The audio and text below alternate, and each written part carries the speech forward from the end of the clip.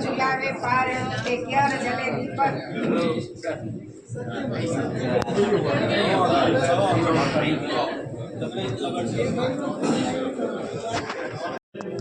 अपना विष्णुभाई पधारा समाजना भजनी है एमनी दीकरीनो दीकरो है द्रौपदी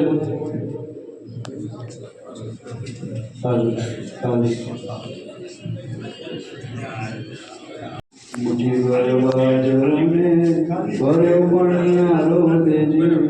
आंगणीय पारणा झुलावजे आंगणीय पारणा झुलावजे दीवानी दिवेटने गीती पगाड़जे नेहड़ा उड़ादी पावजे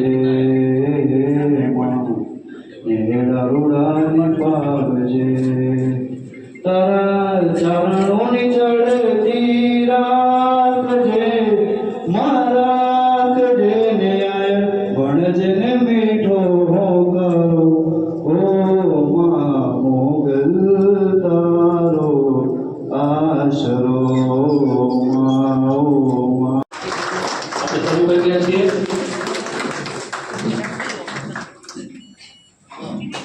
હવે મેં અમારું સ્વાગત ખુશખુશાલ કરી દીધું મંચસ્થ બિરાજમાન સમારંભના પ્રમુખ શ્રી અતિથિ વિશેષ શ્રી દીપ પ્રાગટ્યમાં શ્રી હરેનભાઈ, સમારંભના મહામહેમાન મુખ્ય મહેમાન શ્રી એસપી સાહેબ, એસપી શર્મા સાહેબ, ઉદ્ઘાટક શ્રી ઘનશ્યામભાઈ ભોરવડિયા, દીપ પ્રાગટ્ય હરેનભાઈ પારે અને બધા મિત્રો જે સ્ટેજ પર બિરાજમાન છે અને બધા સાથીઓ મિત્રો. હવે જે ગુજરાત વાણંદ સેવા સંઘ 2002માં રજીસ્ટર થયો અને ત્યારથી જે એ લોકોએ જે આ સંયુક્ત કાર્યકર્તાઓ મળી અને એક સારા આશયથી વિદ્યાર્થીઓને આર્થિક સહાય મળી રહે એવા આશયથી એમણે શરૂઆત કરી. ત્યારે જે ત્યારના ટ્રસ્ટીઓ શ્રી પુરુષોત્તમદાસ એમ લીંબાજી અને દાસકાકા સ્વર્ગસ્થ પાલનકુંભાઈ શર્મા, શ્રી ભાનુભાઈ નરોત્તમ અમારા વૈદ્ય જે અત્યારના પ્રમુખ છે, સ્વર્ગસ્થ કેશવભાઈ લીંબાજીયા, શ્રી કાંતિભાઈ કે નાઈ પૂર્ણિમા હોટલ ગાંધીનગર, કાંતિભાઈ કે કાળે અને ભગવાન દજન કાળે એવા 7 ટ્રસ્ટીઓએ આ સંસ્થાની શરૂઆત કરી અને આજ સુધી આપણે જે બેઠા છીએ તેમની આશીર્વાદથી આપણે આજે આ કાર્યક્રમ કરી રહ્યા છીએ. સંસ્થાનો ઉદ્દેશ્ય છે એમને જે કયા ઉદ્દેશ્યથી ચાલુ કર્યું હતું કે આર્થિક રીતે નબળા વિદ્યાર્થીઓને સહાય મળી રહે. 2002માં એક જ સંસ્થાથી વિદ્યાર્થીઓને 20,000 રૂપિયાનું દાન આપવામાં આવ્યું છે. એટલે આ બધા પ્રચાર થઈ રહ્યો છે. પ્રાથમિક ન્યાયિક સભા એમણે પણ આ વર્ષે કાર્યક્રમ કર્યો, એમાં વિદ્યાર્થીઓને આર્થિક સહાયની શરૂઆત થઈ છે. આ કન્સેપ્ટ બહુ સારો હોવાથી એનો પ્રચાર પ્રસાર થઈ રહ્યો છે, ખૂબ આનંદની વાત છે. દરેક જિલ્લાઓમાં આવા કાર્યક્રમો થાય તો આપણા જ્ઞાતિના વિદ્યાર્થીઓને આર્થિક સહાય મળે તો આગળ વધે તો એ જ્ઞાતિ વિકાસમાં એક મોટું સ્ટેપ હશે. હવે ગુજરાત આપણી જે સંસ્થા છે એ આર્થિક રીતે દાન કરવાની ઘણી બધી સંસ્થાઓ છે, પણ આપણી જે આ લીંબજ માતા લાલા માતા પરિવાર ચેરિટેબલ ટ્રસ્ટ એકમાત્ર એવી સંસ્થા છે કે જે વિદ્યાર્થીઓને દાનની સાથે એમના પથદર્શક અથવા તો દિશાદર્શક અથવા દિશા જેમની દશા બદલીના એવા કાર્યક્રમોનું આયોજન કરે છે. આવા કાર્યક્રમો જ્ઞાતિમાં કદાચ મારા ખ્યાલ પ્રમાણે ક્યાંય થયા નથી, હજી સુધી શરત નથી થયા. આવા કાર્યક્રમો બધે થાય એવી જરૂરિયાત છે દરેક જિલ્લામાં. હવે આમાં કેવા કાર્યક્રમો આર્થિક રીતે સહાય જે વિદ્યાર્થીઓને કરીએ છીએ, અરજીઓ ગુજરાતભર આપીએ છીએ અને સીધા એના ખાતામાં એમને ધક્કા પર નહીં ખોડાવતા સીધા એના ખાતામાં જમા કરી દેવામાં આવશે. આજે જે આવ્યા છે એમને ચેકનું વિતરણ આપણે કરવાના છીએ, પણ નથી આવ્યા એના ખાતામાં જમા કરવામાં આવશે. હવે આપણે ક્યાંય ન થતા હોય એવા કાર્યક્રમો કર્યા છે એની વાત કરું છું. તો કાર્યક્રમ પર્સનાલિટી ડેવલપમેન્ટ એટલે આપણા જ્ઞાતિના વિદ્યાર્થીઓ ભણવામાં ખૂબ જેમને જીપીએસસી યુપીએસસીમાં જેમને પહોંચવું છે એવા વિદ્યાર્થીઓ પ્રયત્ન તો કરી રહ્યા છે. એ લોકો મહેનત કરે છે. 3 થી 4% જે 5% વિદ્યાર્થીઓ જીપીએસસી માટે પ્રયત્ન કરતા હોય છે, ભણવામાં એ લોકો ગમે તે ક્લાસીસ કે ગમે તે કરીને રિટર્નમાં તો પાસ થઈ જાય છે, પણ ઇન્ટરવ્યુમાં બહુ ફેલ થાય છે. એટલે વડોદરિયા સાહેબ છે, અજયભાઈ શર્મા છે, હરેશભાઈ પારેખ, જેમણે 40 પુસ્તક વિજ્ઞાનના ત્રણે ડોક્ટરેટ છે, એમને કાર્યક્રમનું આયોજન કર્યું હતું અને પર્સનાલિટી ડેવલપમેન્ટનો ચોટીલા ખાતે કાર્યક્રમ સંયુક્ત કરવામાં આવ્યો હતો, જેથી કરીને સૌરાષ્ટ્ર અને ભાવનગર આપણે ગુજરાતના વિદ્યાર્થીઓ એમાં લાભ મળી શકે. Thank you very much. તો સૌપ્રથમ હું બારુભાઈ બેન સાહેબનું, ભટ્ટી સાહેબનું અને આપણા ટ્રસ્ટી જે છે એ બધાનો ખૂબ ખૂબ આભાર કરું છું કે મને આ લીડ કોના આપણા સમાજ, આપણા બાળકો. તો હવે આ વસ્તુ જે સમજવાની છે કે જેમણે કહ્યું કે સંસ્થા પણ બનાવી એજ્યુકેશન માટે, એમણે આ ટ્રસ્ટ બનાવ્યું કે આપણા બાળકોને એજ્યુકેશનનો ફાળો નહીં, એનું જ્ઞાન પણ મળે, એ ટાઈપનો ઓબ્જેક્ટિવ. એટલે આ ટ્રસ્ટનો ઓબ્જેક્ટિવ શું છે કે આપણા બધાને બેનિફિટ મળે, આપણા બાળકોને બેનિફિટ મળે, આપણા સમાજને બેનિફિટ મળે.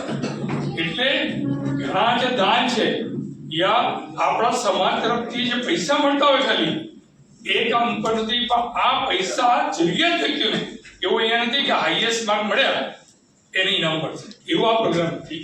જેની જરૂરિયાત છે એવા વ્યક્તિ પ્રમુખ ભાનુભાઈ અને મહામંત્રી કિરીટભાઈ ભટ્ટી તેમજ એમના જે કંઈ ટ્રસ્ટી મેમ્બર્સ છે તે લોકોને ખરેખર અભિનંદનને પાત્ર છે કે આટલા બધા આખા ગુજરાતમાં તમામ વિદ્યાર્થીઓ સુધી એ તેઓ સતત કેટલા મહિનાથી મહેનત કરી રહ્યા હતા, એના ફળ સ્વરૂપે આજે ઘણા બધા વિદ્યાર્થીઓ અલગ અલગ જગ્યાએથી અહીંયા પધાર્યા છે.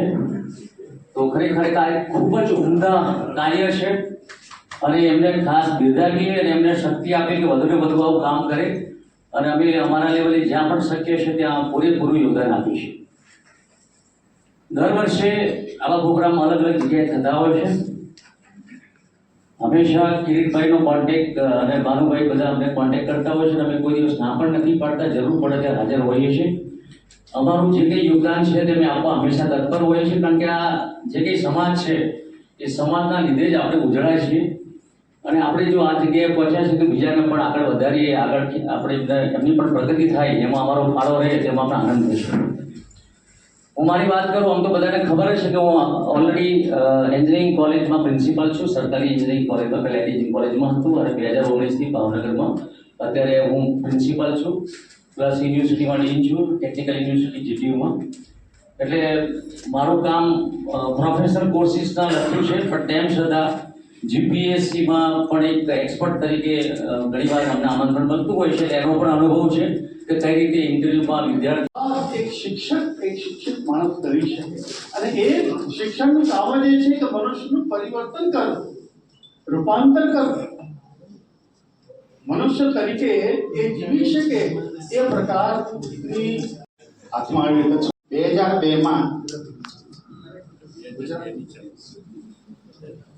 2002માં એ સમય એવો હતો કે કોઈ આર્થિક સહાય જૂથવાળાના ભેદભાવ વિના થતો નહોતું.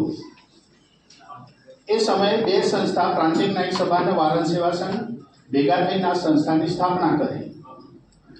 મેજોરિટી વારણ સેવા સંઘ અને પ્રાંતિક ન્યાયિક સભામાં દાસકાકા એકલા. પછી 2002માં સ્થાપના થઈ. 2004માં જ્યારે એક મીટિંગ કરી અને વધુ કેમ આગળ વધવું એના માટે સૂચનો માટે મીટિંગ હતી. બરોબર, સત્સંગ વંદન કરી અને સામે બેઠેલું ઓડિયન્સ આપણા જ જ્ઞાતિ બંધુઓને એક ખાસ વિનંતી છે કે આપ બેઠા કાર્યક્રમ એના માટે રાખેલો છે કે આપણા સમાજના જે વિદ્યાર્થીઓ છે એને ગાઈડન્સ આપવાનું, અને એવું ગાઈડન્સ આપવાનું છે કે એમને સરકારી નોકરી મળે, એવું એમના મગજમાં સરકારી નોકરી કેવી રીતે મેળવી શકાય અને કેવી રીતે એનું પ્રિપેરેશન થઈ શકાય. તમે 10 કે 12 ધોરણ પછી અથવા તો ગ્રેજ્યુએશન પછી કઈ ફેકલ્ટી લો છો, કોઈ પણ ફેકલ્ટી લો, પણ કોઈ પણ ફેકલ્ટીની અંદરથી તમે કોઈ પણ જગ્યાએ હાયર પોસ્ટ ઉપર જઈ શકો, અને હાયર પોસ્ટ ઉપરથી તમે તમારી આગળ પાછા સુપર હાયર પોસ્ટ પર મેળવી શકો છો. આ એના માટેનો પ્રોગ્રામ. પણ પ્રોગ્રામમાં હંમેશા આયોજકોને અગાઉ કીધું એમ કે એમની પણ થોડીક લિમિટેશન હોય છે કે જે કંઈ મહાનુભાવ હોય એનું થોડુંક માન સન્માન અને મર્તબો જળવાવો જોઈએ અને એમાં થોડોક સમય વ્યતીત થતો હોય. પણ બીજું સેશન હું તમને ખાતરી આપું છું કે અહીંયા જે લોકો આવ્યા છે, જે વિદ્યાર્થીઓ આવ્યા છે, એમના મનમાં જેટલા પ્રશ્નો હશે કે મેં તો આર્ટ્સ જ રાખીશું, હવે મારે શું કરવાનું, તું પણ કલેક્ટર બની શકે. જેને 90% આવ્યા છે અને એને એવું છે કે હું 90% ઉપરનો વિદ્યાર્થી છું, તો તું પણ તારી કક્ષામાં આગળ ક્લાસ 1 સુપર ક્લાસ 1 બની શકે છે. જેને હું છું અને થવાનું છે એ શક્ય નથી. માટે કહ્યું છે કે એક અકેલા થક જાયેગા મિલકર બોલ ઉઠાના. હવે આપણે 5 મિનિટ લઈશું કે ગુજરાત વાળંદ સેવા સંઘ, આપ બહાર નીકળો ત્યારે નજર નાખજો અથવા સ્થળો પર જોજો. એમાં તો ઘણા વિદ્યાર્થીઓ ભણીને ગયા અને મોટા મહાનુભાવ બની ગયા છે અત્યારે.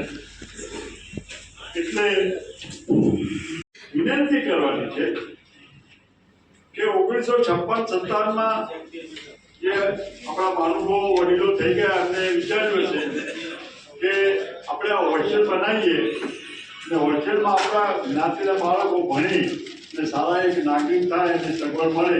એટલા માટે જે આજથી 65-70 વર્ષ પહેલા જેમને વિચાર આવ્યો હતો એજ્યુકેશન બાબતમાં અને હોસ્ટેલ બની, એનો વહીવટ થયો, બધું થયું, ચાલ્યું. આ સંસ્થાને ગુજરાત વાળંદ સેવા સંઘને 5,51,000નું દાન રૂમ માટે આપે છે અને એમને આજે પ્રોમિસ આપી એમનું સારું ધન્યવાદ. અને બીજો છે શ્રી કનુભાઈ જે વાળા ચુવરના છે 11,000 ચેક આપો અમારા કાંતાભાઈને, એ 11,000 સંસ્થામાં આપે છે. સર આ શ્રી નરોત્તમભાઈ જે છે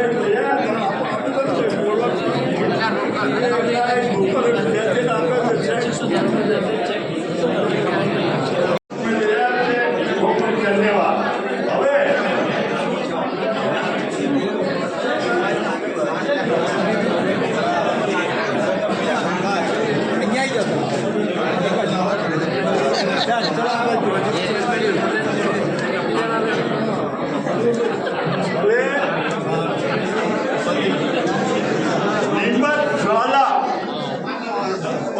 પરિવાર ચેરિટેબલ ટ્રસ્ટ 2021માં આપણે નક્કી કર્યું કે આ સંસ્થા તરફથી એક રૂમના 5,51,000 આપવાના. અમારા કોઈ સાહેબને વિનંતી કરી છે ચાલીથી આવે અહીંયા